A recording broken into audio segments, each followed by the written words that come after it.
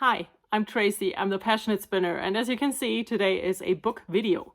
I come to you with my October reading wrap-up today, and I only read 4 books in October, which isn't bad, but it's not my usual amount of books read. So I brought along my reading journal. This is my cover page for October. I have to fill in the book of the month, of course, because I haven't done that yet. And it's only 4 books, but it's better than no books. And it also is my own fault that I didn't read more, but I'll talk about that later. So let's start with the first book that I finished this month. And it is this book. It is an audiobook, or it was an audiobook, still is. And it is the 3rd book in the Zeitenmedaillon trilogy, which is a German trilogy by Tanja Neise, and I listened to those books through Kindle Unlimited Audio. And I don't think that they are available in English, but I actually quite enjoyed the trilogy. And that 3rd book started out as my favorite and ended up being my least favorite in the end. So this trilogy is about a pendant that makes you time travel. And the protagonist of the 3rd book, Christine, she kind of sees herself as the savior of all the other time travelers because she always jumps to places where she needs to save someone else.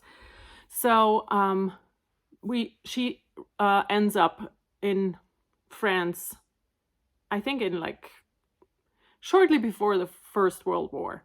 And she falls in love with a guy, and that guy is a police officer, and he needs to solve a serial killing case. And she then, when they've become a couple and they find out who the next target is, and then she just jumps in time and has no way to just change that. And without giving a lot of the story away, she meets someone else who's a time traveler and tells her that he found out that not only can you take someone with you, but you can also choose an exact point in time where you want to go to. And instead of using that information and learning how to do that so she can jump back in time and help prevent what's going to follow in the old timeline, she becomes super depressed, doesn't leave the house, and is like, boo-hoo-hoo, I will never see my love again.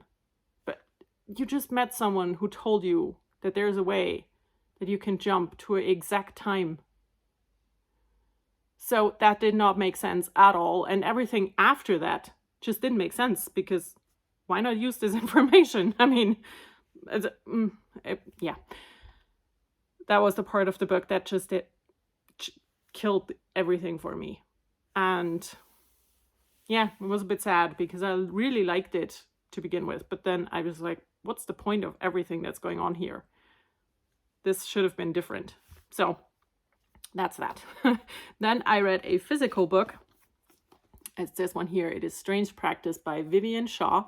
It is the 1st book in the Dr. Greta Helsing trilogy. I have the other books behind me somewhere. Where are they? Here they are. Here are the other 2 books. And I flagged a few things. So when I reached around the middle of this book, I decided to flag stuff because this book, when you look at the cover, when you read what it is about, when you start reading the story, it kind of feels like it's set in Victorian times, Until she climbs into her Mini to drive away. And you're like, what? Mini? Is this in present time? Okay. And you do not realize that it's in present time because this is written in a forced old style. And everything I flagged in here are words that I've never heard of before. And I'm not a native English-speaking person. Granted, there are lots of words I've never heard of before. But, I mean, this is a lot. Usually in a normal book, there's like maybe 2 or 3. And I only started in the middle, and that's how much I flagged. So I'm going to give you an example. Let's see. The first word that I flagged, where is it? I don't even know how to say these. So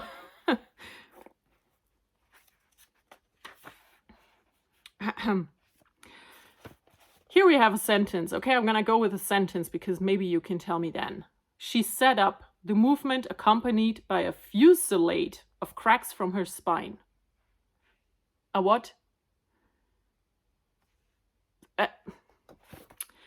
It's just, I mean, it might be, it's completely possible that I just am not knowledgeable enough in English. But I feel like there's a lot of words in here. It sounded so puerile out loud. So what? I mean, isn't there a different word that you could use that people actually use and when they speak? Here we have of the unearthly lambents, radiation, okay, killing endless blue of a desert sky at midday, vicious and inimical. There's so many words in here that felt so forced into this book because it's just not common to use those, at least not to me and to all of my experience with the English language. So that made the reading process of this book quite hard. In the end, I enjoyed it enough. You know, I gave it 3 stars. It's a trilogy. I do have the other 2 books and I will read them, but it's not my favorite. It is about, I have never spoken about what it is about. So this book is about Greta Helsing, and she's a descendant from the Van Helsing family. She is a physician, but she specializes in the supernatural. So supernatural beings are around. There's mummies and banshees and ghouls and vampires and everything. But the general public does not know about this. She's human, and she inherited a practice from her father, who was also a physician for the supernatural. So that is her job.